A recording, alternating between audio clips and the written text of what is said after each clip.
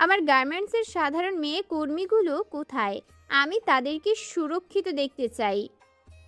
জেসির তুড়ি বাজাতেই 3টি মেয়ে চলে আসে। রাজ এতক্ষণ মায়ের পাশেই ছিল। সবাই দাঁড়িয়ে ছিল। জেসি এসেই অতি দ্রুত সবকিছু সমাধান করে দেয়। রাজ মায়ের কানের কাছে মুখ রেখেই বলে, কতটা ব্যাকুল হয়ে আছে আমি আমার নেক্সট বছরের জন্য। দেখেছো মায়াবতী, তোমার সব অবজেকশন অতি দ্রুতই মিটিয়ে দিলাম, অনলি ফর মাই বাথরুম বিলাস।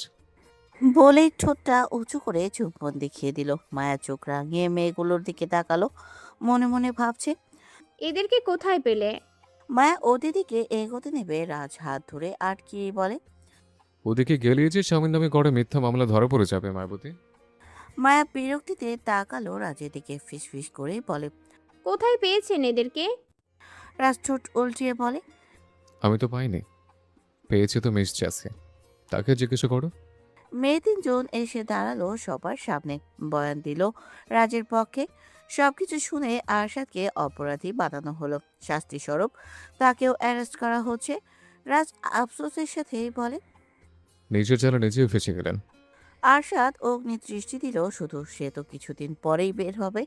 তার ক্ষমতার জোর তাকে বের করে দিবে, এটা সবাই খুব ভালো করেই জানে। তাই তো চুপ করে চলে গেল। বিচারক এবার মায়ের দিকে তাকিয়েই বলে। আপনার নিজের স্বামীর নামে মামলা করেছিলেন আপনি। আপনার কি খারাপ লাগেনি? মায়া সোজা সাপটা উত্তর দেয়। আসামি যে তাকে শাস্তি পেতে হবে, হোক সে আমার স্বামী বা অন্য কেউ। মায়ের এমন শক্তপোক্ত কথা শুনে সবাই হাততালি দিল।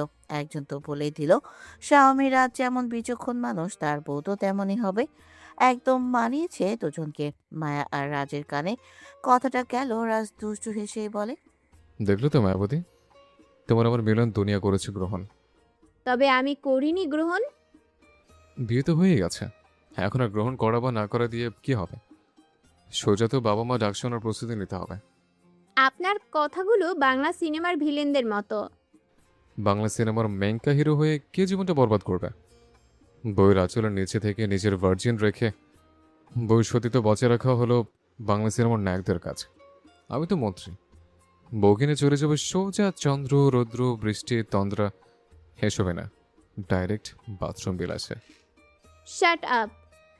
বলেই মায়া চলে যায়। বাকি মেয়েদের বাবা মা ছিল, তারাই ওদেরকে নিয়ে গেল। মায়া গাড়িতে উঠে সোজা চলে গেল নিজের কোম্পানিতে। রাজ গেল আরেকটা সবাই। গাড়িটাতে সিটের সামনে থেকে বন্দুক নিয়ে বাইরে বের হয় মায়া। নিজের কোম্পানির সিক্রেট রুমে আসলো। এখানে দুজন যুবককে বেঁধে রাখা আছে। এরাই তো মেয়েগুলোকে কিডন্যাপ করতে চেয়েছিল। মায়ার পিছু পিছু এসেছে তারেক।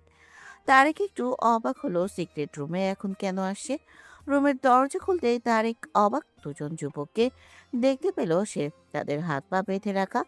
তারেক ওদেরকে দেখে চুপ করে আছে। মায়া ওর গার্ডদের চোখের ইশারা করতেই দুজন গার্ড ওই দুজন যুবকের মুখে গরম পানি ছুঁড়ে মারল।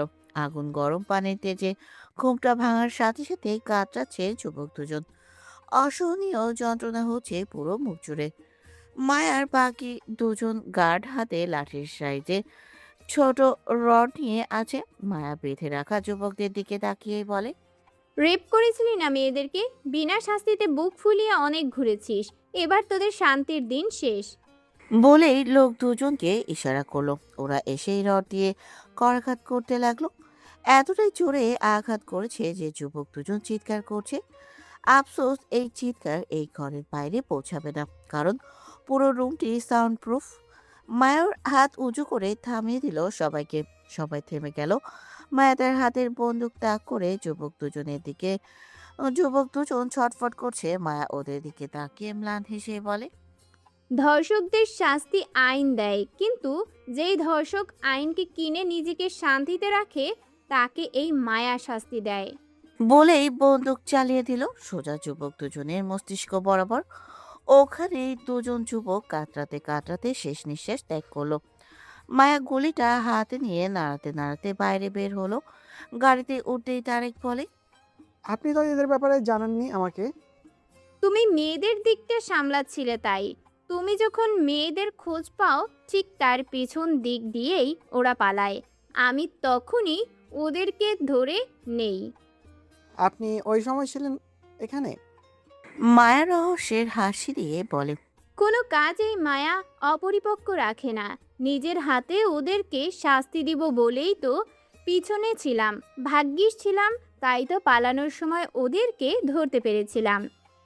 ওদেরকে এভাবে মারা কি ঠিক হলো? তুমি ওদের হিস্ট্রি চেক করেছো তারেক? তারেক দুই দিকে মাথা নাড়ালো। মায়া গাড়ির জানালা দিয়ে বাইরের দিকে তাকিয়ে বলে, প্রথমে যে যুবককে গুলি করলাম ওর নাম হিমেল। লাস্ট 5 বছর ধরে ওর নামে 3টি রেপ কেস এসেছে, জেলেও গেছে। পরে টাকার খেলায় জিতে আবার বাইরে আরামে ঘুরে বেড়াচ্ছে। দ্বিতীয় যুবকটি হলো লিখন। নিজের খালাতো বোনের সাথে পরকীয়া করে তাকে শেষে খুন করে নদীতে ভাসিয়ে দেয়। সমস্ত কিছুর ভিত্তির ওপর তারও জেল হয়। প্রমাণ না থাকায় শুধু কয়েক বছরের শাস্তি আর কিছু টাকা মঞ্জুর করা, এগুলো দিয়েই ওরা ছাড়া পায়। জেল থেকে বের হয়ে এসে আবারও অনৈতিক কাজে যোগ। এদেরকে এদের পরিবার ঠিক পথে না দেখিয়ে উল্টো দেখিয়ে দিচ্ছে সমাজ নষ্টের পথ, উস্কিয়ে দিচ্ছে টাকার কাছে। এখন তুমিই বলো আমি কি করে এতগুলো অন্যায় দেখেও ওদেরকে ছেড়ে দেই?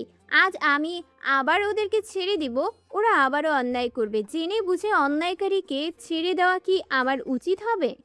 তারেক মাথাটা নাড়িয়ে না বুঝিয়ে দিল। গাড়ি চালানোতে মনোযোগী হলো এখন সে।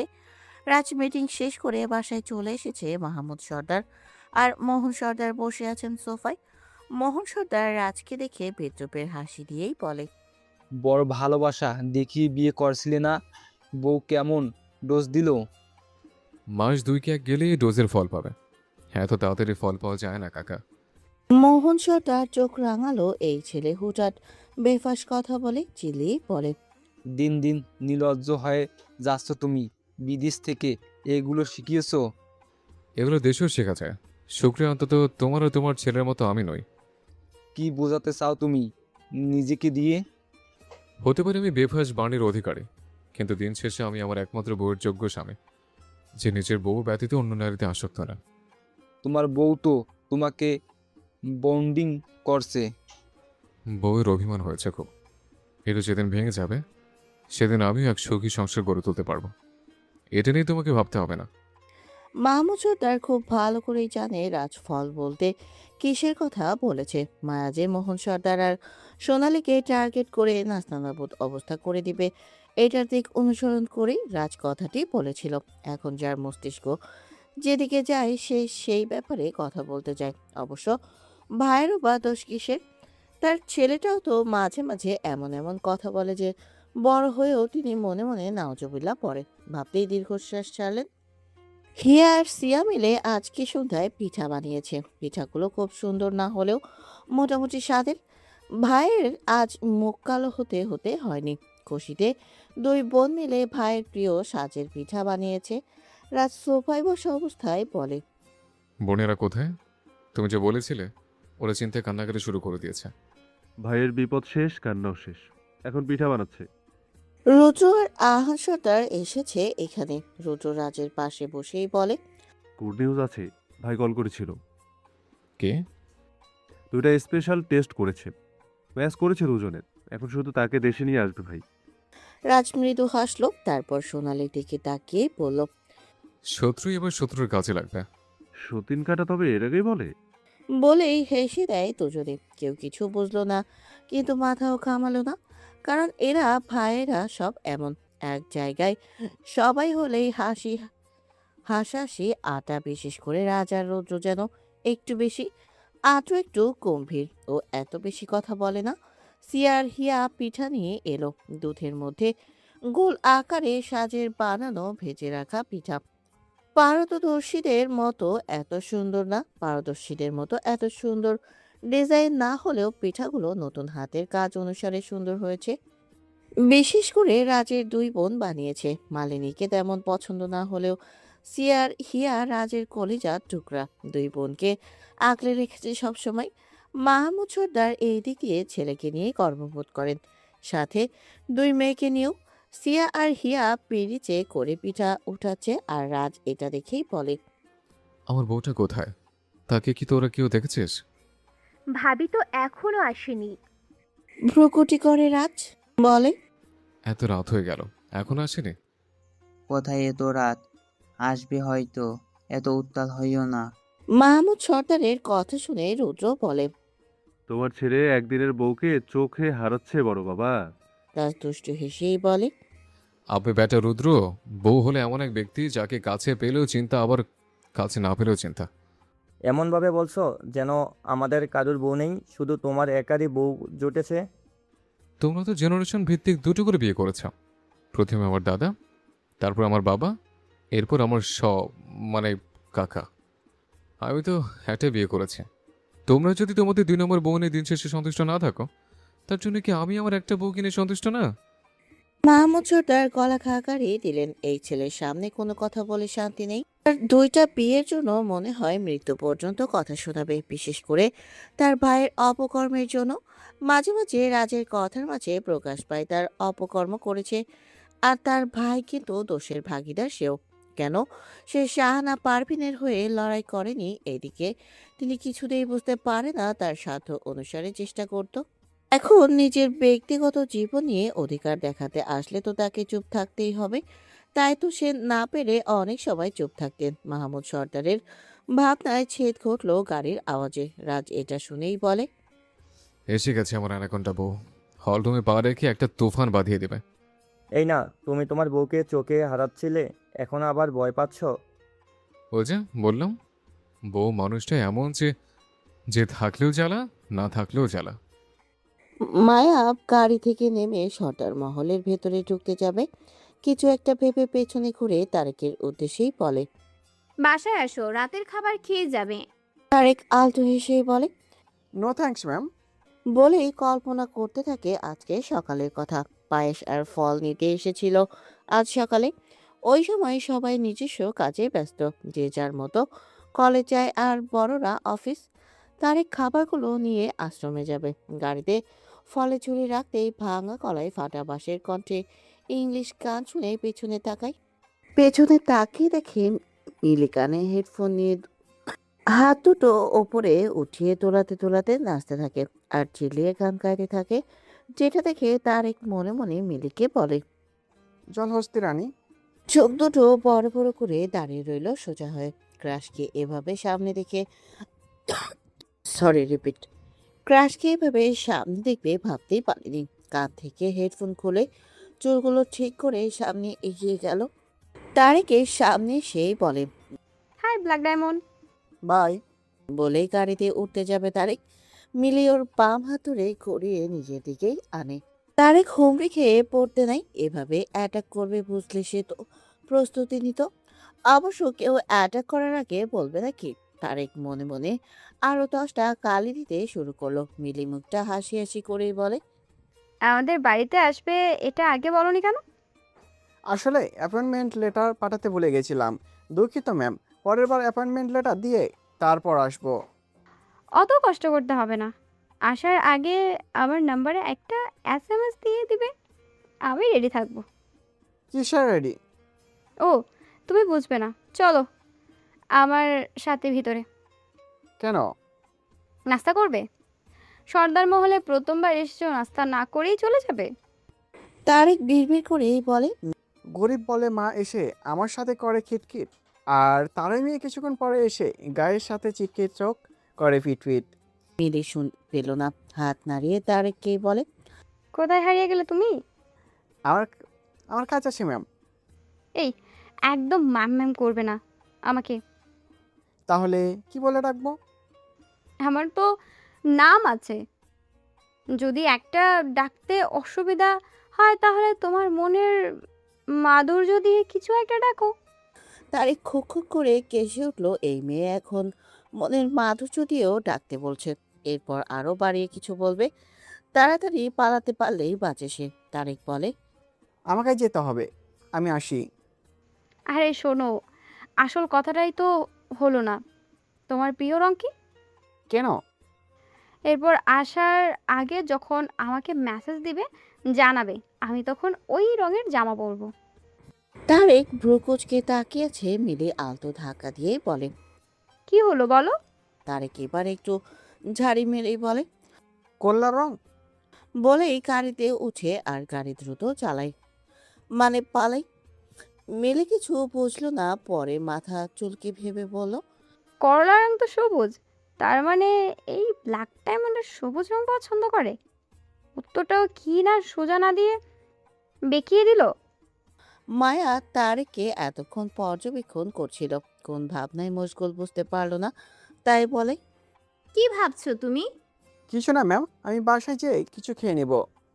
এখন বাসায় গিয়ে রান্না করে তো ওই খিচুড়ি, তাও ডালে চালে বসিয়ে দিয়ে দুপুরের দিকে পায়েস ছাড়া কিছুই খাওনি। আমিও ব্যস্ত ছিলাম, তাই তোমাকেও ব্যস্ত থাকতে হয়েছে। তোমার তো আলসারের সমস্যা বাড়ছে, এগুলো ঠিক না তারেক। গ্রামে তোমার মা বাবা আছে, তাদের দিকে তাকিয়ে হলেও তোমাকে নিজের যত্ন নিতে হবে। আজকের রাতটা এখানে থেকে খেয়ে যাও। মায়া প্রায় তারেকের জন্য নিজের ফ্ল্যাটে থাকতে রান্না করতে বলতো মেয়েটকে, কারণ তারেক মায়ার জন্য সর্বস্ব করে। বডিগার্ড হিসেবে মায়ের জন্য তারেক বিশ্বাসযোগ্য। তাকে আবার মাঝে মাঝে যেতে হয় হাসপাতালে, কারণ খাওয়ার অতিরিক্ত অবহেলার জন্য তারেকের গ্যাস হয়, যা পরে আলসারের সমস্যা হয়েছে। এদিকে বেতন যা তার 3/1 তারেক গ্রামে পাঠিয়ে দেয়, আর বেশিরভাগ টাকা ব্যাংকে রাখে। একটা ভালো বাড়ি বানিয়ে অন্তত বাবা মা নিয়ে থাকতে পারবে সে। এভাবে পরিশ্রম করতে করতে শরীরে রোগ বাড়িয়ে দেওয়াটা বীর আর মায়ার নজর এড়ায়নি। তারেকের মা বাবা মায়া আর মৌকে বড় অনেক করতে আবদার করেছে, কারণ বীর বোনের স্থান দিয়ে নিজের বাড়িতে রাখলেও তাকে তার ক্যারিয়ার নিয়েই ব্যস্ত থাকতে হতো, বিশেষ করে লন্ডনে পড়াশোনার জন্য। মায়া আর মৌয়ের যত্ন তারাই নিত। একসময় তারেকের মাকেই মায়া আর মৌ হাসিমা বলেই ডাকে। সেই হাসি মায়ের ছেলেকে তো সেও একটু যত্ন নিবে, এটাই মায়ের মানবতা। মায়ের অর্ডার পেয়ে তারেক না করতে পারলো না, চলে গেল মায়ের পিছন পিছন, মনে মনেই বলছে, ভেতরে ঢুকবো আর সাথে সাথেই দেখা মিলবে সেই নাইজেরিয়ান নাচঙ্গি মেয়েটার সাথে। ওই মেয়ের জন্য আলাউদ্দিনের ওই চেরাগের দৈত্য, আর কারোর সাথে দেখা না হলে ওর সাথে দেখাই হবে।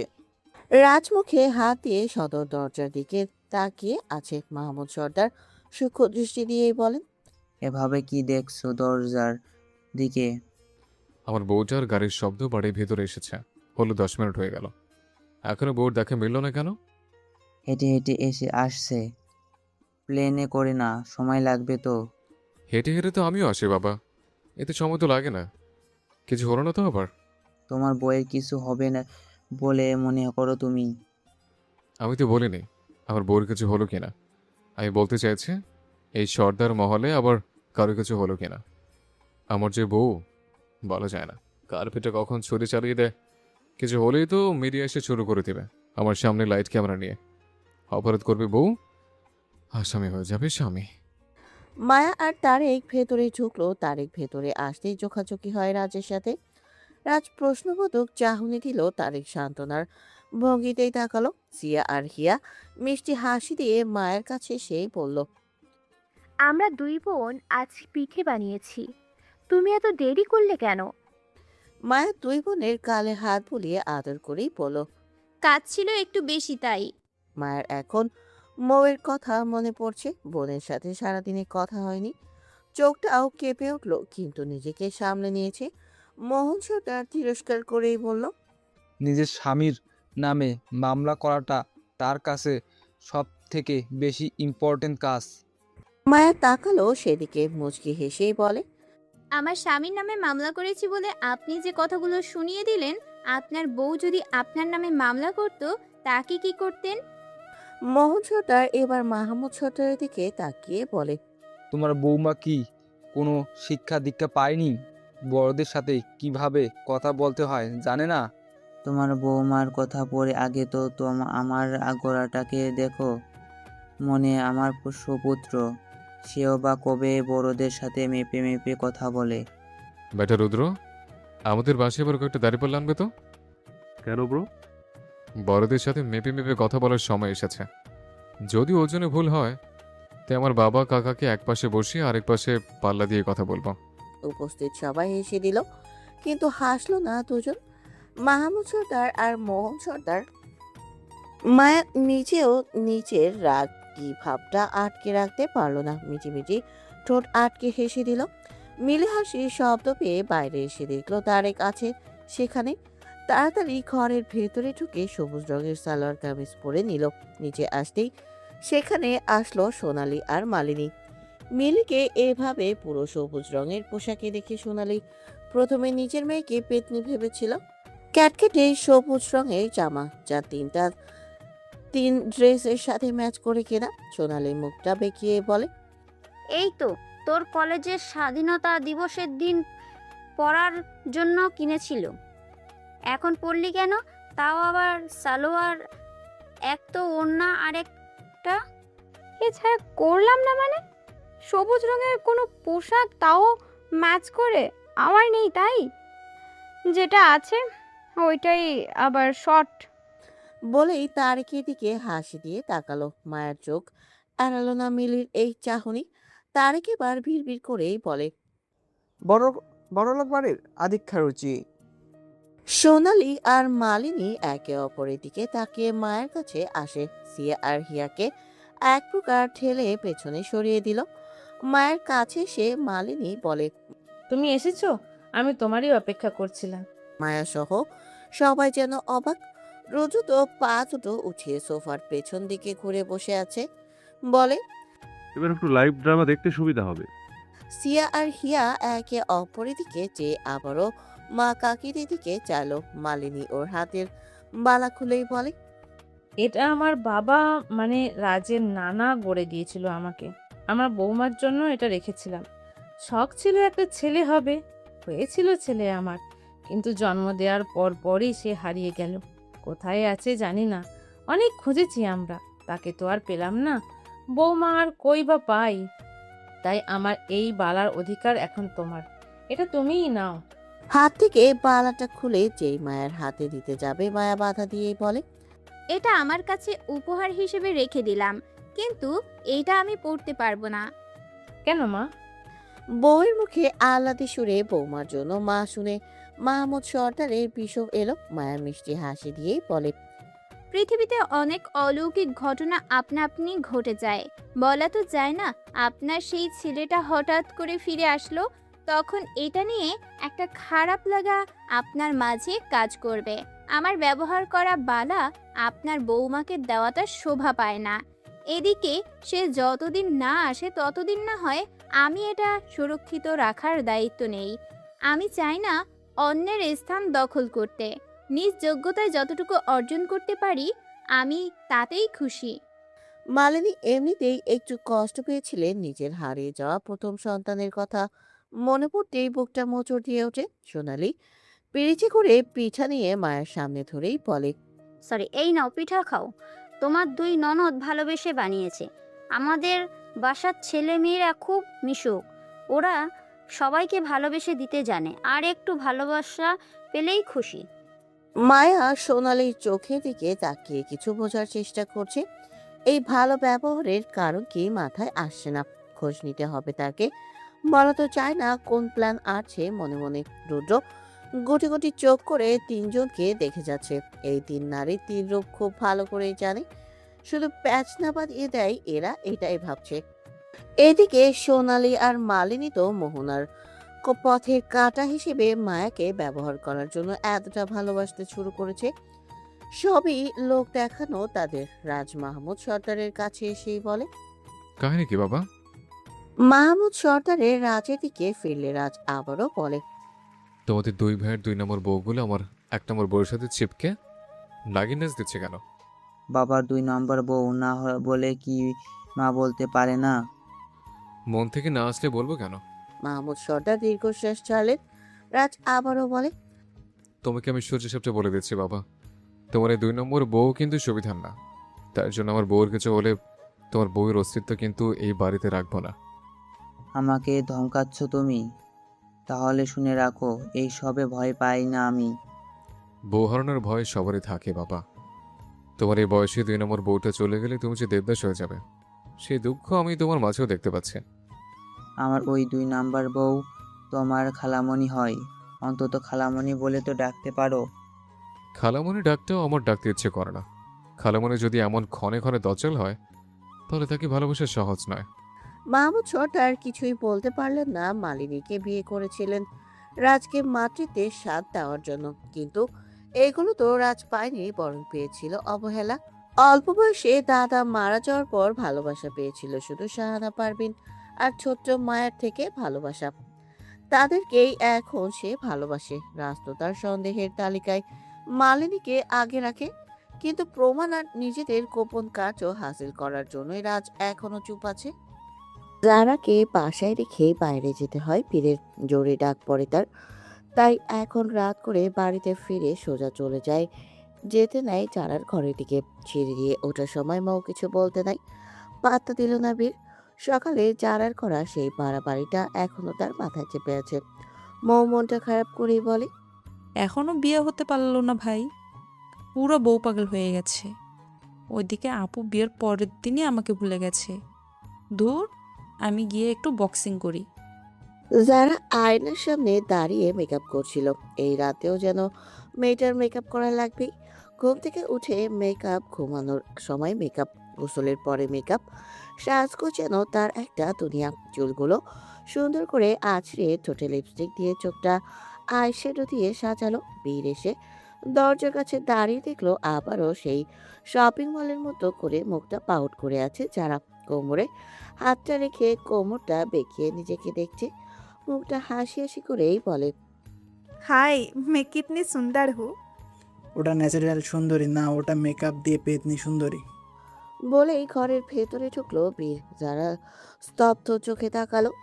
এটাকে পাতা দেওয়ার পোলা তো বীর না, উল্টো চারাকে টান মেরে নিজের কাছে এনে পাশের টেবিলে থাকা কিছু পেপার নিয়ে ঠোঁটটা জোরে জোরে ঘষতে থাকে। লিপস্টিক মুছে গেলেও ঠোঁট হালকা গোলাপি হয়ে আছে। বীর বিরক্তির সাথেই বলে ওঠে, এসব পালছাল মেখে ঠোঁটের 12টা কেন বাজাও? এই ঠোঁটের ভবিষ্যৎ মালিক তো আমি। আমি আপনাকে এই ঠোঁটের মালিক বানাবো না। আচ্ছা, তো কাকে বানাবে? যাকেই বানাই আমার ইচ্ছে। ও, আমাকে কি ইচ্ছে পূরণের সার্ভিস সেন্টার পেয়েছিস তোরা? যখন যে পারে তার ইচ্ছে পূরণ করতে আমার কাছে আসে, তোর একটা ইচ্ছেও পূরণ করব না। কেন? কারণ তোর ইচ্ছা পূরণ করতে হলে এই পুরো ঘটনা জুড়ে বলতে হবে আমি পূরণ করব আমার নাটাঙ্কির ইচ্ছা। যারা রেগে গেল, চোখ দুটো বড় বড় করেই বলে, আমি নটাঙ্কি থাকবো না। আমি আপনার কাছে পূরণ করতে হবে না আমার ইচ্ছেগুলোকে। সুযোগ পেলেই এখান থেকে চলে যাব আর অন্য কোনো রাজপুত্রের বউ হয়ে যাব। বীর যারার থুতনিতে জোরে হাতটা চেপে ধরলো। ব্যথা পাচ্ছে যারা। বীরকে ছাড়তে চাইছে, পারছে না। বীর রাগ মিশ্রিত কণ্ঠেই বলে, তোর খুব মুখ ফুটেছে তাই না? এতটাই মুখ ফুটেছে যে আমার থেকে পালানোর কথা এই জবানে আসে। তোর এই জবান যদি আমি বন্ধ করে দেই ভালো হবে তো?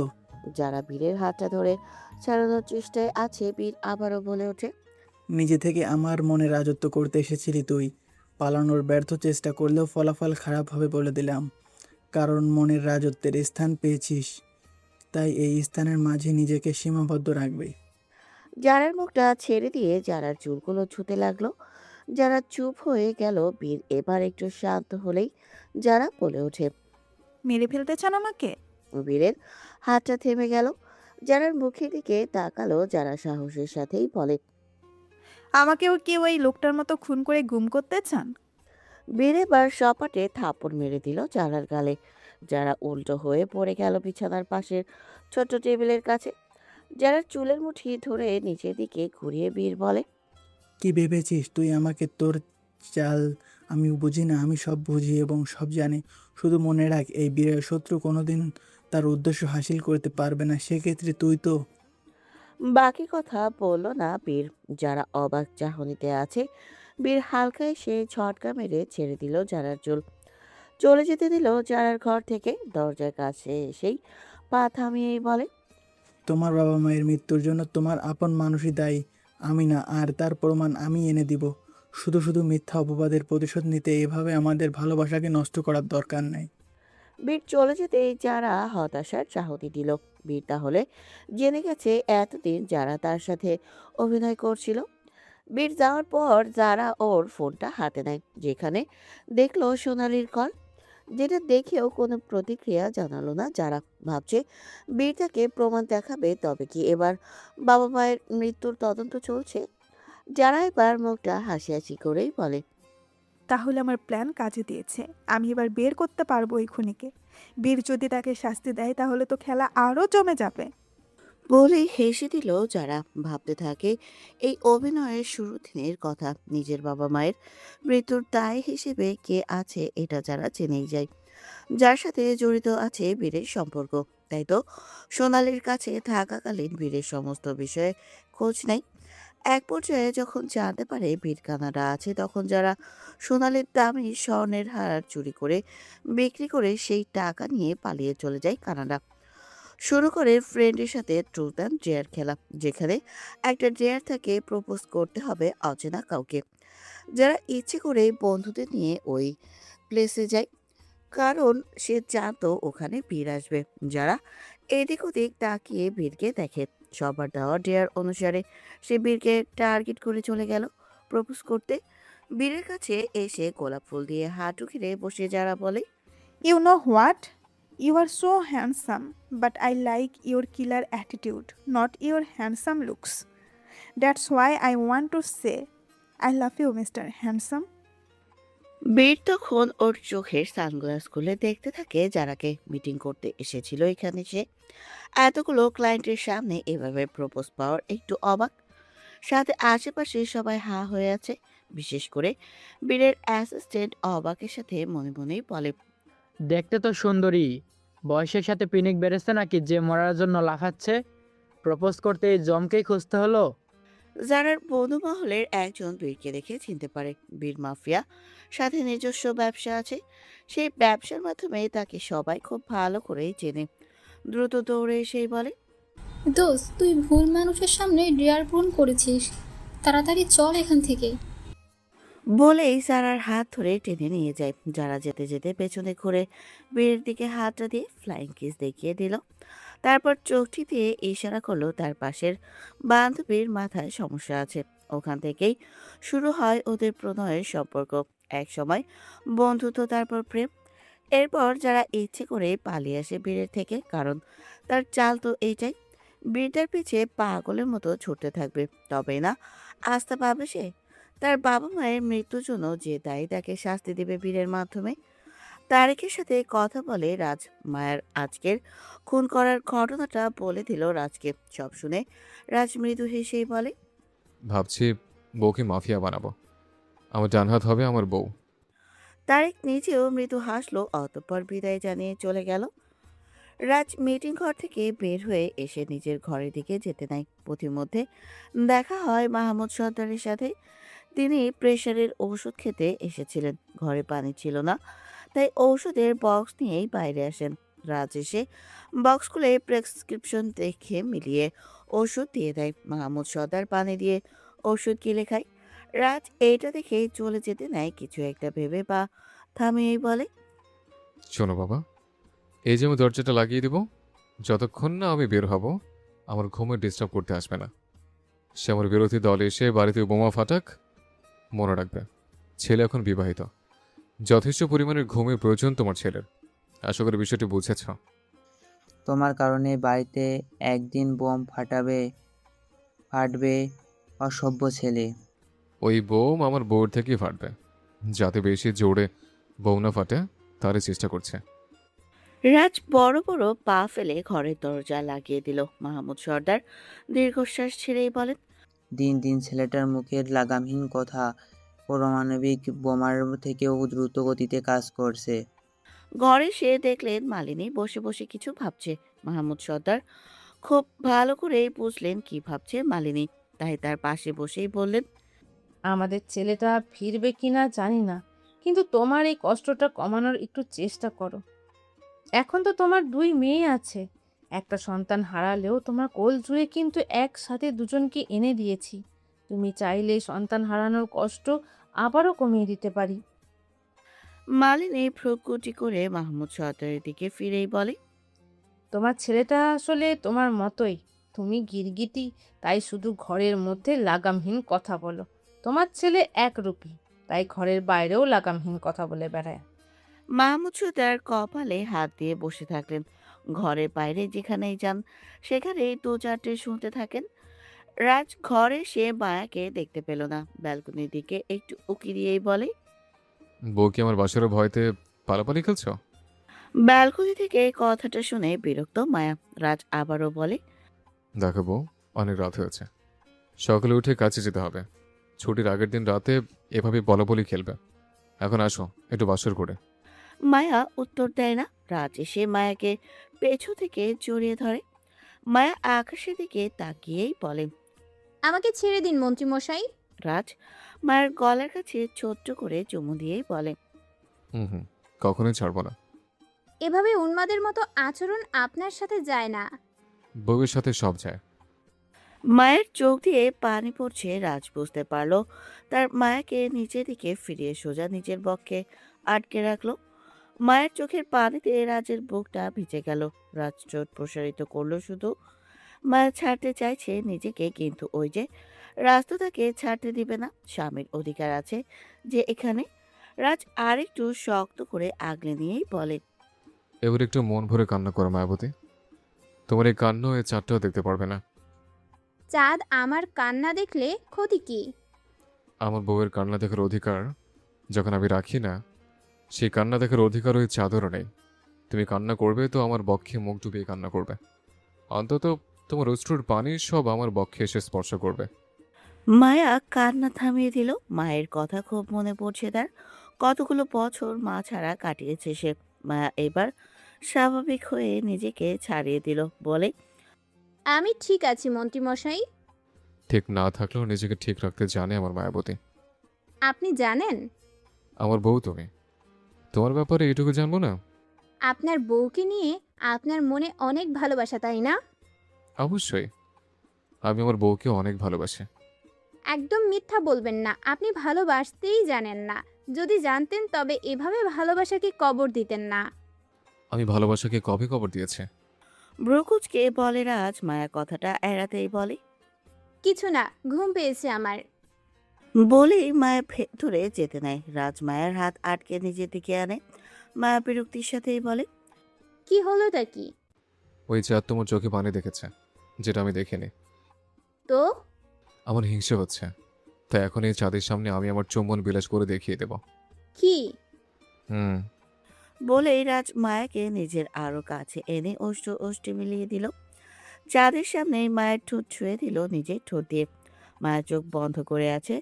রাত চোখটা মেলেই আছে, চোখটা চাঁদের দিকে রেখে চোখ টিপ দিল, যেন ওই চাঁদকে সে হারিয়ে দিল। মায়ের কান্না মায়াখা কাউকে দেখায় না, কারণ কান্না তো দুর্বলতা। সেই কান্না যখন চাঁদ দেখেছে, তার মানে রাজের থেকেও মায়ের কাছে মূল্যবান ওই চাঁদ। তাই এখন হিংসে করে চাঁদের সামনে চুম্বন বিলাস করে নিল। মায়াকে ছেড়ে রাজ বলে, শোনো মায়াবতী, জীবনে বাথরুম বিলাস করব, চুম্বন বিলাস করব, আরো অনেক বিলাস করব, কিন্তু এই চন্দ্র বিলাস করব না। কেন? কারণ এই শালায় চাঁদটাও কিনা তোমার চোখের পানি দেখে নিল। আপনি কি পাগল মন্ত্রীমশাই? শুধুমাত্র বউয়ের জন্য পাগল, বাকিদের জন্য ঠিকই আছে। বলেই মায়াকে নিজের কোলে করে নিয়ে গেল ঘরে। মায়াকে বিছানায় শুয়ে দিয়েই বলে, আজকে নাইট ড্রেস পরনি কেন? আপনার বদনজর থেকে বাঁচতে। সে তুমি বোরকা পরে থাকলেও স্বামীর হাত থেকে বাঁচতে পারবে না। স্বামীর এই বদ নজর তোমার উপর পার্মানেন্ট লেগে আছে। বলেই রাজ মায়াকে নিজের বুকের মাঝে রেখে শুয়ে থাকে। পাতলা কম্বল দিয়ে নিজেকে ঢেকে রাখলো। মায়ের চোখের দিকে তাকিয়ে বলে, এভাবেই ঘুমিয়ে পড়ো, শীত করবে না। মায়া মাথাটা উঁচু করে চাইল রাজের মুখের দিকে। রাজ মৃদু হেসেই বলে, চুম্বন বিলাসের সময় বউয়ের জ্বরের মাত্রাটা উপলব্ধি করেছে, তাই তো আজকে পারফেক্ট বাসর ব্যতীত পার করছে। মায়া সরে যেতে নাই। রাজ মায়ের গলার কাছে হাতটা শক্ত করে রেখে বলে, দুষ্টুমি করবে না মায়াবতী। করলে কি হবে শুনি? মায়ের কণ্ঠে সর্দি লাগার মতো আভাস। যে গরম পড়েছে, আবার বৃষ্টি, মাঝে তো শীত। এতে করে সর্দি লেগেছে মেয়েটার। রাজ মায়ের নাকের গোড়ায় ঠোঁট ছুঁয়ে বলে, কি আর হবে, তোমার বরের ছোট ছোট রোমান্সে বাধা পড়বে। রোম্যান্স আবার ছোট বড় আছে নাকি? আছে তো, এই যে এখন যে ভালোবাসা দিচ্ছে, এগুলো ছোট ছোট রোম্যান্স। আর বড় রোম্যান্স কোনটা? যে রোম্যান্সের ফল হিসেবে আমি বাবা হব আর তুমি মা হবে, ওটাই বড় রোম্যান্স। গভীর রাতে হিয়া ব্যালকনিতে বসে আছে। সিয়া ওর মতো ফেসিয়াল করতে ব্যস্ত। আজও আসবে বলে রাত জেগে রূপচর্চা। কিছুদিন পরেই তাদের এঙ্গেজমেন্ট হবে। এখন হবু বরের সামনে তাকে আরো সুন্দর করে ফুটিয়ে তুলতে চায়। হিয়ার চোখটা সোজা একটা ঘরের দিকে। ঘরটিতে এখনো আলো জ্বলছে। দূরের ওই বাড়িটির প্রিয় ব্যক্তির ঘরে এখনো আলো জ্বালানো দেখে একটু অবাক হয়নি হিয়া। প্রায় এমন দেখে সে। প্রায় প্রায় দিন তো এমনও হয় ওই ঘরের ব্যক্তিটি ব্যালকনিতে এসে তাকে চোখ টিপিয়ে আর তার দিকে তাকিয়ে থাকে। হিয়া ভাবছে আজকেও কি আসবে রুদ্র ভাই। হিয়ার ভাবনার মাঝে বাইকের হর্ন বেজে উঠল। ভ্রকুচকে মেইন গেটের দিকে তাকাতে দেখতে পেল একটি বাইক থেকে এসছে। বাইকের ব্যক্তিটি মাথা থেকে হেলমেট খুলতেই শর্ট চুলগুলো দেখা দিল। খুব বেশি শর্ট না, ওই পিঠ এলিয়ে আছে। মেয়েটির শরীরেও একটি শর্ট ড্রেস, গাঢ় লাল, যেটা চিকচিক করছে। হয়তো এখন ক্লাবে যাবে বা ওখান থেকেই এসেছে। মেয়েটি আবারও হর্ন দিতে থাকে। অতঃপর সেখানে আসে হিয়ার ভালোবাসার ব্যক্তিটি, যার শরীরে কালো রঙের জ্যাকেট আর নিচে স্টাইলিশ জিন্স। কপালে বাঁধা আছে সাদা কালো রঙের মিশ্রণের রুমাল, হাতে একটা গিটার। রোদ্র সেই জেসির সাথে হাই ফাইভ করে। অতঃপর জেসির পিছনে বসলো। দুজনের মুখেই হাসি। হিয়ার অন্তর জ্বলতে শুরু করলো। জেসি তার গায়ের শক্তি দিয়ে বাইক চালিয়ে নিয়ে গেল। চোখের বাইরে চলে গেল ওরা দুজনে যেতে হিয়া জোরে চেঁচিয়ে বলে, ঘৃণা করি আমি আপনাকে। আপনি আসলে নষ্ট পুরুষ, বাজে লোক। আপনার মতো নষ্ট পুরুষকে আমি ঘৃণা করি। আপনি আমার ভালোবাসা পাওয়ার যোগ্যতা রাখেন না, তবুও আমার বেহায়া মন মানছে না। বারবার চোখ মুছতে থাকে হিয়া। সে তো চায় দূরে থাকতে রোদ্রের থেকে। এই যে রোদ্র যখনই তার আশেপাশে আসে তখনই শুনিয়ে দেয় কতগুলো তিক্ত কথা। মাঝে মাঝে তো না চাইতেও রুদ্রকে বুঝিয়ে দেয় যে সে মারা গেলেও হিয়া কষ্ট পাবে না। তবুও আড়ালে আবড়ালে ঠিকই হিয়ার মনটা জ্বলে ওঠে। হিয়ার কান্নার গতি বেড়ে গেল। কর্ণপাত হলো সিয়ার চোখ থেকে শশা সরিয়ে হিয়ার কাছে ছুটে আসে। হিয়াকে বলে, এই বোন, কি হলো তোর? কান্না করছিস কেন? কিছু না, সর তুই, আমাকে একা থাকতে দে। তোর কোথাও কষ্ট হচ্ছে? আমাকে বল তুই, কে কষ্ট দিয়েছে তোকে? একবার নামটা বল, ভাইয়াকে বলে ওকে কবরে পাঠিয়ে দেব। হিয়ার মেজাজটা আরো খারাপ হয়ে গেল। রুদ্রকে কিনা কবরে পাঠিয়ে দেবে। সিয়ার হাতটা ঝটকা মেরে সরিয়েই বলে, হ্যাঁ তাই কর, তুই তাকে কবরে পাঠা, আর তার ভাই তোকে উগান্ডায় পাঠাবে। তোরও ভাই আছে? আমাকে কেন উগান্ডায় পাঠাবে? তুই বুঝবি না। তুই কার কথা বলছিস? তোকে বলবো কেন? কর না তোর হবু বরের জন্য রূপচর্চা। কান্না করিস কেন এটা তো বল। এমন একটা উপন্যাসের কথা মনে পড়ল, ওখানে যে নায়ক সে একটা নষ্ট পুরুষ, তাকে কেউ ভালোবাসতো, শুধু ওই ভালোবাসাটাই মেয়ের জীবনটা বিষিয়ে দিল। সিয়া হিয়ার চোখটা মুছে দিল, বলে, ভালো ভালো উপন্যাস পিডিএফ দেখে কিনতে পারিস না? এইসব বই পড়ে তোর মনটা খারাপ করার দরকার কি? তুই কি বুঝবি হৃদয় হরণী উপন্যাসের মাঝে অনুভূতিগুলো? তোর তো যেটা চাই সেটা পেয়েছিস, কারণ আমি যার প্রতি ভালোবাসা অনুভব করি সেও আমাকেই ভালোবাসে। সে একটু গম্ভীর, কিন্তু আমাকে অনেক বেশি ভালোবাসে। আমি তার সাথেই সুখে থাকতে পারবো। ভালোবাসা ভালো, কিন্তু এতটাও না যেখানে বিশ্বাসের পরিমাণ অন্ধের মতো হয়। দেখা গেল এই বিশ্বাস একদিন ভেঙে যাবে। একদম তোর এই উপন্যাস বইয়ের ভুলভাল ধারণা দিবি না। আমার জীবনটা সোজা সাপটা। আমি যে গুরু গম্ভীর ব্যক্তিকে মন দিয়েছি, সে আমি ব্যতীত অন্য কাউকে চাইবেই না। এতটা বিশ্বাস তোর? নিজের থেকেও বেশি বিশ্বাস করি আমি তাকে। এইটাই আমাদের বড় ভুল। দেখিস তুই, আমি কোনো ভুল করিনি। দেখা যাক। বলেই দুই বোন ভেতরে চলে আসে। ক্লাবের সামনে এসে বাইক থামালো জেসি। রুদ্র বাইক থেকে নেমে নিজের জ্যাকেট ঠিক করে নিল। জেসি, লিপস্টিক ঠিক করো। অতঃপর রুদ্র জিজ্ঞাসা করে, মেয়েগুলোকে কোন রুমে নেওয়া হয়েছে এটা আগে জানতে হবে, তারপর অ্যাকশন নিব মিস জেসি। ইয়েস স্যার, আমাদের ফুল টিম এখানে আছে, ওরা এক একটা ইনফরমেশন দিচ্ছে আমাদেরকে। গুড। একটা কথা জিজ্ঞেস করি স্যার, হুম। আপনার শখের নারীটি আপনাকে দেখেছিল, শুধু দেখেছিল না, তার মনটাও জ্বলে পুড়ে ছারখার হয়েছে, এটা দূর থেকে স্পষ্ট। তাহলে তাকে কেন সত্যিটা জানাচ্ছেন না? আমার শখের নারী আমাকে কতটা আঘাত করে জানো? এতটাই যে সে মাঝে মধ্যে আমার মৃত্যু কামনা আমার সামনে প্রকাশ্যে করে। এদিকে আমি তার সামনে অন্য নারীর সাথে মিশলেই সে জ্বলে পুড়ে ছারখার হয়ে যায়। কি অদ্ভুত প্রেম আমাদের। আপনি তাকে কবে জানাবেন যে আপনি তার নষ্ট পুরুষ নন, আপনি আসলে আপনার অ্যাসিস্ট্যান্টের, আর ওই দিনের মেয়েটা ছিল আরেকটা ক্রিমিনাল। এখন সে জেনে যাওয়া মানেই আমাদের মাঝের একটা মধুর সম্পর্ক গড়ে ওঠা। হিয়া পাখির চোখে আমার জন্য যে তীব্র ঘৃণা, ওটা পরবর্তীতে প্রকাশ পাবে না। যদি সত্যিটা প্রকাশ পায় তাহলে আমার প্রফেশন, আমার বাবা, ভাই আর ব্রো ছাড়া অন্যদের মাঝে জানাজানি হয়ে যাবে। আর তখন না আমি আমার মায়ের মৃত্যুর তদন্ত করতে পারবো, না ব্রো ওই ফর্মুলা পাবে। আমাদের সব প্ল্যান ভেস্তে। ইনফ্যাক্ট হিয়া পাখি ও মায়া এরা সবাই বিপদে পড়বে। বর্তমানে আমাদেরকে ফর্মুলা খুঁজে বের করতে হবে, এরপর একটা অপারেশন, তারপর পর্দা ফাঁস। ততদিন জ্বলতে থাকুক আমার হিয়া পাখি। আমিও দেখি তার এই ভালোবাসা কতটা আড়ালে রাখতে পারে। জেসির কল আসলো, রিসিভ করে কিছু কথা বলে রৌদ্রকে জানালো। মেয়েগুলোকে যে রুমে আটকে রাখা হয়েছে ওই রুমে সন্ধান পেয়েছি, চলুন। রৌদ্র ও আর জেসি চলে গেল সেখানে। বার ডান্সার হিসেবে কিছু মেয়েকে জোর করে আনা হয়েছে নেশাদ্রব্য দিয়ে। এদের দিয়ে আড়ালে দেহ ব্যবসা করাতে চায় কোনো একদল, যাদের ধরাটা আসল উদ্দেশ্য রৌদ্রের পুরো টিমের। তাই তো এত রাতে ওরা এসেছে এখানে। সকালে রাজ ঘুমিয়ে আছে মায়ের গলায় মুখ রেখে। মায়ের চুলের ঘ্রাণ শুকছে যেন। মায়ের ওপর পাশের হাতটা নিজের হাত দিয়ে শক্ত করে জড়িয়ে আছে রাজ। মায়ের ঘুম ভেঙেছে মিনিট 10 কি 20 হবে। এতক্ষণ সে রাজকে খুঁটে খুঁটিয়ে দেখছিল। এর মধ্যেই রাজের ফোনটা বেজে উঠল। প্রথমবার রিং হতে মায়ের রাজকে বলে, আপনার কল এসেছে। রাজ পাত্তা দিল না, বরং মায়াকে আরো শক্ত করে জড়িয়ে নিল। মায়া ভাবছে তার কাছে বন্দুক থাকলে এখনই গুলি করে দিত।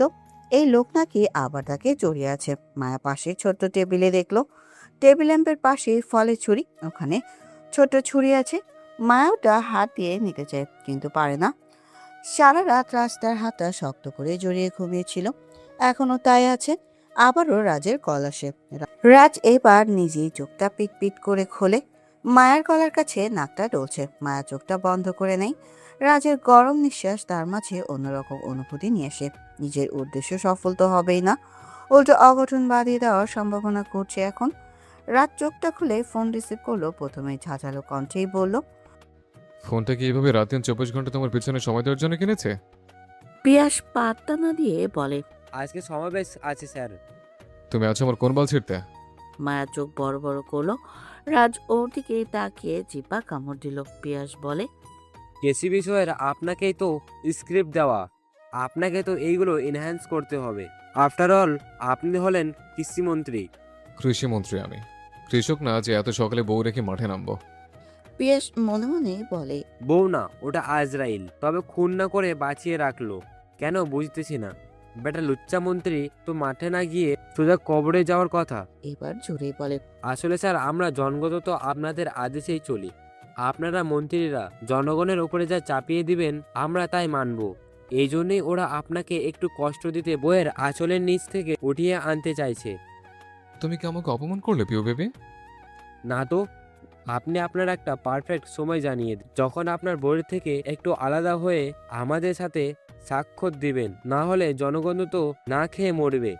রাজ হামি তুলে মায়ের কপাল চেক করলো। কপালটা এখনো গরম। রাজ বলে ওঠে, আমার বউয়ের জ্বর এসেছে, আমি আজ কোনো সমাবেশে যাব না। ওপাশ থেকে পিয়াস কিছু বলার আগে মায়া বলে, এভাবে আপনি জনগণের সেবা থেকে এড়িয়ে যেতে পারেন না। জনগণের সেবা তো অনেক করলাম, বেনিফিট কিছুই পেলাম না। এবার একটু বউকে সেবা করি, নাহলে আমার বংশবৃদ্ধি হবে কি করে? Shut up and go. Piu baby আমি আসছি, আমাকে এক্সাক্ট সময়টা জানিয়ে দিও। Okay sir. আরেকটা কথা, জি স্যার। এই মোবাইল কোম্পানির মালিককে একটু খোঁজ নিও। কেন স্যার? তার বউয়ের নাম্বার জোগাড় করে তার সংসারে আগুন লাগিয়ে দিব, তাই বেটা ফাউল। তখন বুঝবে এই ফোনের জ্বালায় সকালবেলা কত পুরুষের অন্তরে জ্বালা ওঠে। পিয়াস মুচকি হাসলো, যেটা বুঝতে অসুবিধা হলো না রাজের। সে তো তার অ্যাসিস্ট্যান্টকে খুব ভালো করেই চেনে। রাত জোরেই বলে ওঠে, একদম হাসবে না বলে দিলাম, ভুলে যাও না, বিয়ে কিন্তু তোমারও একদিন হবে। পারবে তো বউ রেখে সকালবেলা ফোনের পিছনে সময় দিতে? আপনার জ্বালায় আমি এগুলো সহ্য করতে রাজি তো স্যার। বলেই কলটা কেটে দিল। জানে রাজ আরো কিছু বলবে। রাজ এই কল কেটে দেওয়ার কিছুই মনে করলো না, বরং হাসলো ঠোঁট কামড়ে। মায়ের চোখ মুখ কালো হয়ে আছে। রাজ দেখেই বলে। মায়া উত্তর দেয় না। রাজ বলে, রাতে ঘুম ভালো হয়নি তাই না? মায়া উত্তর দেয় না। রাজ বলে, আজকে অফিসে যাবে না তুমি? কেন? তোমার জ্বর, তাই আমি সমাবেশ থেকে বাড়িতেই আসবো। মায়া এখনো কিছু বলল না। রাজ মায়ের মুখটা আলতো করে ধরেই বলে, ওই ফল কাটা ছুরিটা দিয়ে মানুষ খুন করা যায় না মায়াবতী। মায়ের চোখটা বড় বড় হয়ে গেল। এই লোক বুঝলো কি করে? রাজ আলতো এসে মায়ের কপালে চুম্বন এঁকে দিল। মায়ের শরীর গরম, চোখটা দেখে তো তাকানোই যায় না। জ্বর আসার কারণে ফর্সা মুখের চোখ দুটো কালো কালো হয়ে আছে, ঠোঁটটা হালকা কাঁপছে। রাজুর ঠোঁট দিয়ে মায়ের ঠোঁট ছুঁয়ে দিল। কিছুক্ষণ পর ছেড়ে দিয়ে বিছানা থেকে উঠেই বলে, তুমি কেন আমাকে এত ঘৃণা করো আমি জানি না, শুধু বলবো আমাকে একটু সময় দাও। আগে নিজের সত্যতা জেনে নেই, তারপর তোমাকে সত্যিটা জানাবো। অন্তত ততদিন একটু শান্ত হয়ে থাকো। বলেই রাজ চলে গেল বাথরুমে। মায়া ওদিকে তাকিয়ে আছে। রাজ কোনো সত্যতার কথা বলছে বুঝলো না। রাজ নিজেই তো তাকে অপমান করেছিল, তাহলে কি এমন হয়েছিল? মায়াকে কি আরো ভালো করে জানতে হবে? সে তো চায় এই রাজকে দিয়ে মোহন সর্দার আর সোনালি শুধু তাদের নয়, মালিনীকেও কঠিন অপমান করে বাড়ি থেকে বের করে দেবে। তারপর রাজকে নিজের হাতে শাস্তি দেবে। রাজকে খুন করাটা মায়ের ইচ্ছার তালিকায় ছিল না। সে তো ছুরিটা দিয়ে শুধু রাজের হাতে আঘাত করতে চেয়েছিল, কারণ তার চোখের সামনেই ভেসে উঠেছিল ছোটবেলার দৃশ্য। কিভাবে একটা আপেল খাওয়ার জন্য তার হাত কেটে দেওয়া হয়। কতটা ভালোবেসে শাহানা পারভিন আপেলে ছুরি নিয়ে গিয়েছিল রাজের পাশে। রাজ ওই ছুরি দিয়ে শাহানা পারভিনের হাতে আঘাত করে। মায়া তো ওই কষ্টটা দিতে চেয়েছিল, এরপর ধীরে ধীরে মানসিক আঘাত করতে চাই। মায়া তো আর জানে না ওটা তাস ছিল। মায়া কিছু একটা ভেবে তারেককে কল করেই বলে, আজকের সমাবেশের সমস্ত আপডেট আমাকে দিবে। তারেক সম্মতি দিল। মায়া তো এটাও জানে না তারেক মায়ের সাথে রাজাকারি করছে। সে তো মায়ের থেকে ইনফরমেশন নিয়ে রাজকে দেয়। তারেক মনে মনেই বলে, যেদিন ম্যাডাম জানতে পারবে আমি তার জীবনে রাজাকার হয়ে এসেছি, সেদিন আমার হবে শেষ দিন। রাজ ফ্রেশ হয়ে এসে মায়ের কাছে বসে। ফোন করে সার্ভেন্টকে খাবার আনতে বলে। সার্ভেন্ট আসতে দেরি হলেও ঘর জুড়ে হাজির হলো সর্দার বাড়ির সকল সদস্য। মাহমুদ সর্দার, সিয়া, হিয়া, এমন মালিনী আর সোনালিও। রাজ ওদেরকে দেখেই বলে, তোমরা এইভাবে সাত সকালে আমার ঘরে হামলা করেছো কেন? আর বাবা, তোমাকে তো আমি কালকে বলে দিলাম যে সকালবেলা ছেলের ঘরের সামনে আসবে না, তবু আসলে। সার্ভেন্টকে উপরে খাবার আনতে বললে কেন? মায়া মায়ের কি কিছু হয়েছে? কিছু তো আমারও হতে পারত। কই, আমাকে নিয়ে তো কিছু জিজ্ঞাসা করলে না? অপদার্থ জলজান্ত লাগামহীন কথাবার্তায় দেখে বোঝাই যাচ্ছে সে অসুস্থ। রাজ কিছু বলার আগে সোনালি মায়ের কাছে চলে আসে। মায়ের কপালে হাত রেখে দেখে জ্বর। মায়া হাতটা থেকে কপাল সরিয়ে নেয়। বিরক্ত লাগছে তার এখন। সিয়া এসে মায়ের কপালে হাত রেখে দেখলো, অতঃপর থার্মোমিটার এনে জ্বর মাপলো। 103 জ্বর এসেছে, যেটা দেখে রাজ বলে, আজকে আমি সমাবেশে যাব না। মাহমুদ সর্দার বাড়ির সবার দিকে এক পলক দেখে নিয়েই বললেন, বাসায় লোকজন কি তোমার নজরে আসে না? তোমার বইয়ের জ্বর এসেছে, সেবা করার লোক আছে? বলা তো যায় না, বিশেষ করে বউয়ের ক্ষেত্রে আমি তোমাকে তো বিশ্বাসই করতে পারি না। দেখা গেল সমাবেশ থেকে এসে দেখলাম আমার বউয়ের কোনো অস্তিত্ব নেই এই বাড়িতে। সোনালি রাজের দিকে তাকিয়ে বলে, তুমি একদম চিন্তা করবে না, তোমার বউকে আমরা কিছু হতে দেব না। আমরা সবাই আছি তো, সুস্থ হয়ে যাবে আমাদের বৌমা। রাজ বিড়বিড় করেই বলে, সতীনের মেয়েকে জড়িয়ে ধরে বৌমা বলার মতো দৃশ্য দেখার সৌভাগ্য আল্লাহ আমাকে দিল। জীবন যুদ্ধে বউকে নিয়ে কত নাটক যে দেখতে হবে, মন্ত্রী হয়ে এটা আমি নিজেও জানি না। হতাশ জীবন। সোনালি কিছুই বুঝলো না। বুঝতে তো পারবে, পরে আগে তো তাকে শুনতে হবে। তাই ভ্রুকুচকে বলে, কিছু বললে তুমি? রাজ বিছানা থেকে উঠে দাঁড়িয়ে বলে, আমার বউয়ের পাশ থেকে উঠে যান, কেন? কারণ ওর অ্যালার্জি আছে। কিন্তু আমি তো অ্যালার্জির কিছুই আনিনি। আচ্ছা, এটাই তো আমার বউয়ের জন্য অ্যালার্জি। বিড়বিড় করে বলে রাজ, এবার একটু জোরে বলে, জ্বরের সময় আশেপাশে লোকজন থাকা পছন্দ না। মাহমুদ তার পেছন থেকে খোঁচা বেরিয়ে বলে, এতক্ষণ তো তুমি ছিল তোমার বইয়ের আর পাশে। আমি তোমার বউয়ের স্বামী, তাই আমি থাকতে পারি, বাকিরা আসামি তাই পারবে না। এখন আমার ঘরের আবর্জনা কমিয়ে চলে যাও, আবর্জনার কারণে অ্যালার্জি বাড়ে। আমরা ব্রেকফাস্ট করে নেই। মাহমুদ সর্দার কোনো কথা না বলে মায়ের কাছে সে মায়ের মাথায় হাত বুলিয়েই বলেন, কোনো কিছু প্রয়োজন হলে আমাকে কল দিবে। বলেই তিনি চলে যান। সবাই একই আশ্বাস দিয়ে চলে গেল। মায়া সবার কথাতে শুধু মুচকি হাসলো। সার্ভেন্ট খাবার নিয়ে আসলো। ছোট টেবিলের ওপর খাবার রাখা হলো। সার্ভেন্ট চলে গেল। রাজ নিজের মতো খাবারগুলো প্লেটে সাজাতে থাকে। মায়ের সামনে প্লেট ধরতে মায়া নাক ছিটকেই বলে, আমি খাবো না। রাজ বুঝতে পারছে জ্বরের জন্য খাওয়ার রুচি নেই, তাই সে তার ঠোঁট মায়ের ঠোঁটের সাথে মিলিয়ে আবার ছেড়ে দিয়ে বলে, এটা কেমন ছিল? মায়া চোখ বড় বড় করে তাকিয়ে আছে। জ্বরের জন্য মেয়েটাকে কিছুটা রোগা রোগা লাগছে। মায়া রাগান্বিত কণ্ঠেই বলে, এভাবে হুটহাট চুমু খান কেন? চুমুতে পচতে থাকে, যেটা খেলে গায়ে শক্তি বাড়ে, তাই আমি হুটহাট চুমু খাই। শুধু আমি একা না, তোমাকেও খাওয়াই। আপনি একজন বিরক্তিকর মানুষ। একটা জিনিস খেয়াল করলাম, কি? খাবারের সময় যেভাবে নাক ছিটকালে, চুমু খাওয়ার সময় কিন্তু ওভাবে নাক ছিটকালে হবে না। আপনার সমাবেশের সময় হয়ে আসছে। আগে হা করো, তারপর। আপনি আসলেই এখন লুচু আর লাগামহীন। ওয়েট, আমি তো হা করতে বলেছি, খাবার দিব তাই। তুমি লুচু বললে কেন? কিছু না, আচ্ছা, এবার খাবারটা শেষ করো। বললাম তো খাওয়ার ইচ্ছা নেই। চুমু খাবে? কি? খাবার তো খেতে চাও না, তাই বললাম চুমু খাবে। শরীরে একটু তো শক্তি দরকার। চুমু খেলে শরীরে শক্তি বাড়ে, এটা কার থেকে জেনেছেন? নিজের জীবন থেকে। এই যে আমি তোমার সাথে চুমু খাই আর শক্তি পাই। আসো, তোমাকে আর একটু শক্তি দেই। একদমই না, দূরে থাকুন আমার থেকে। আপনার ওই শক্তি আমার লাগবে না। তুমি খাবার শেষ করলে আমি চলে যাব। আপনি জানেন আপনি একজন বিরক্তিকর মানুষ।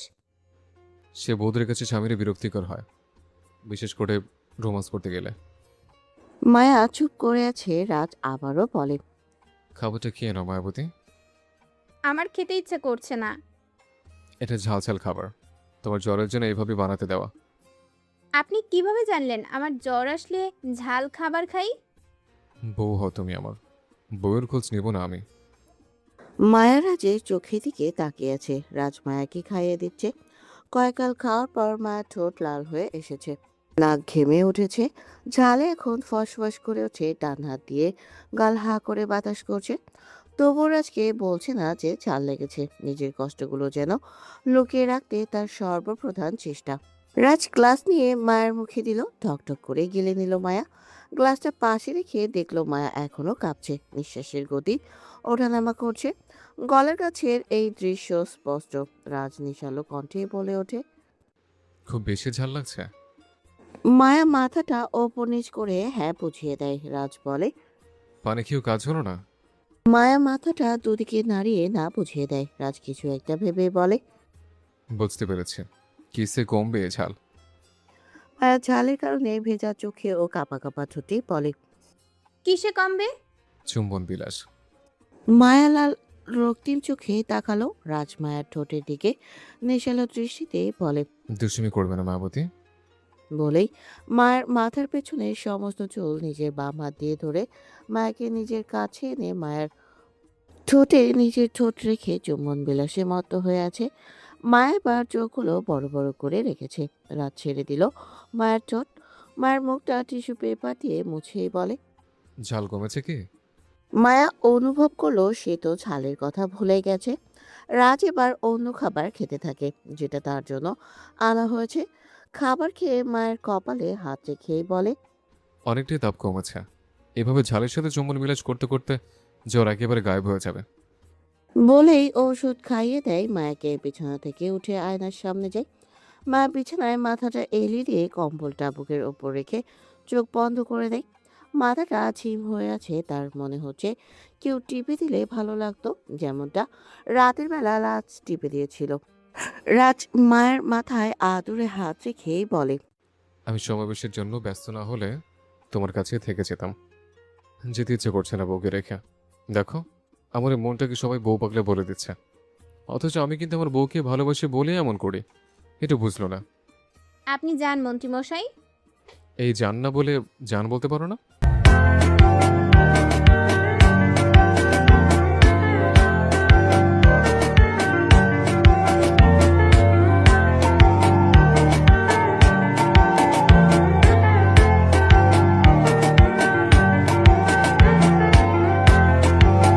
দেখা হচ্ছে পরবর্তী পার্টে। টাটা।